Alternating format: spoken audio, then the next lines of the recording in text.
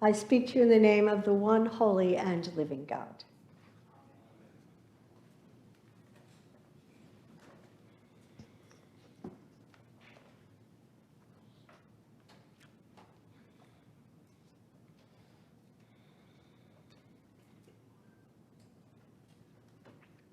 Here is a secret about bullies. Bullies are people or nations driven by fear to project an image that they are special, superior, and sinless. In a bearded effort to cover up their own weakness, smallness, and vulnerability, bullies puff themselves up to exert power over those who seem smaller, weaker, or more vulnerable. Listening to today's psalm, can you hear the voices of our Ukrainian sisters and brothers bemoaning their Russian bullies? In arrogance, the wicked harass us, for they praise their every inmost desire, extort gain, and bless those who despise the Creator of all. This is a psalm of lament. It was probably written during the Babylonian captivity, which is a period in Jewish history following the destruction of Solomon's temple and the defeat of the Jewish people. And like so many Ukrainians today, all but the poorest of the Jews were driven out of their country, out of their homes, to become homeless refugees in a foreign land. So can you hear the psalmist's cries on the tongues of our Ukrainian sisters and brothers? The Russians sit in ambush in the villages, in hiding places. They murder the innocent. They stoop, they crouch, and the vulnerable fall prey. Can you feel the Ukrainians' frustration with God? Why, compassionate one? Why do you stand afar? Why do you hide yourself in hard times? Why do you let this happen to us? When have you felt bullied or abandoned by God? Do you remember the swaggering giant Goliath? We heard about him in the Hebrew Testament reading just a few minutes ago, armored in bronze and fitted with fine forged shield and a spear. His looming presence sends the ordinary Israelites fleeing out of fear. Goliath is a bully, and we face another Goliath as the Russian superpower deploys masses of money and military might to impose its tyrannical will and exile ordinary Ukrainian citizens. But here's the thing. When brazen leaders appear to get away with their barefaced bullying, they boast. They boast about being exempt from the will of God. Cocksure and crowing, the wicked turn up their noses and do not seek God, as our psalmist says. They rant and they rave. We can get away with anything. What need have we for God? Meanwhile, the victims of bullying lament, we cannot trust anything the wicked say, because cursing fills their mouths along with deceit and oppression. So what are we to believe? What are we to do? Still, all is not lost. All is not lost if, and this is a really big if the oppressed, if those who have been subjugated do not give up on God. The truth be told, in that state, what else is there? A survey of people who identify themselves as non-religious was completed in the United Kingdom in 2018, it found that 1 in 5 people who identify themselves as atheists or agnostics pray on a regular basis in times of personal crisis. Atheists and agnostics reported that the most common reason for them to pray is during a tragedy.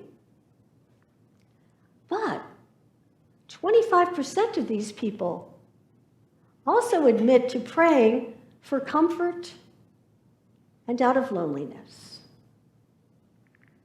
You see, when we consent, when we acknowledge that we are vulnerable, we consent to the reality that we are vulnerable, not in control, we instinctively put our faith in something greater than ourselves.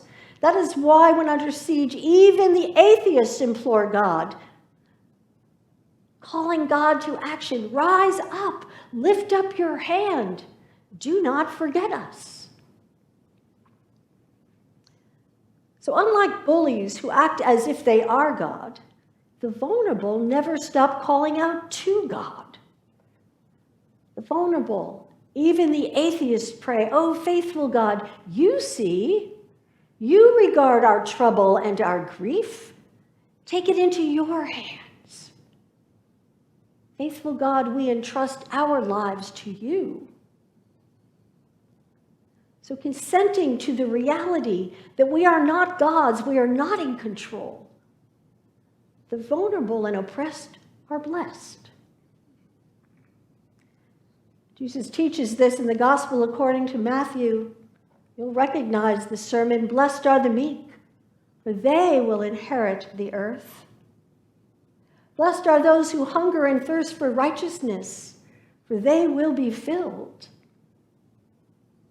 Blessed are those of pure heart, for they will see God." Being blessed in our vulnerability, we join the psalmist and our Ukrainian siblings proclaiming, "Faithful God, to the orphan, you have only ever been their helper." So this is the good news. It's the good news exposed in that very familiar gospel text known as the Good Shepherd. The sheep depend upon the Good Shepherd. The Good Shepherd never abandons the sheep, cares for the sheep, knows them by name. But here's the tricky bit. The Good Shepherd is the shepherd of all. And all means all. The shepherd of all has other sheep that do not yet belong in the fold. The shepherd of all is faithful to the oppressed and the oppressors, to the Ukrainians and the Russians, because the shepherd of all's superpower is not forged in bronze and it's not deployed with fear. Sending the disciples out like sheep into the midst of wolves, the Ukrainians into the midst of Russians, like us, into a world fraught with division and violence, Jesus counsels, have no fear. Have no fear, for nothing is covered up that will not be uncovered. Nothing is secret that will not become known. What I say to you in the dark, bring to the light, and what you hear whispered, shout from the rooftops. Do not fear those who would kill the body, but cannot kill the soul. Do not fear those who would kill the body, but cannot kill the soul.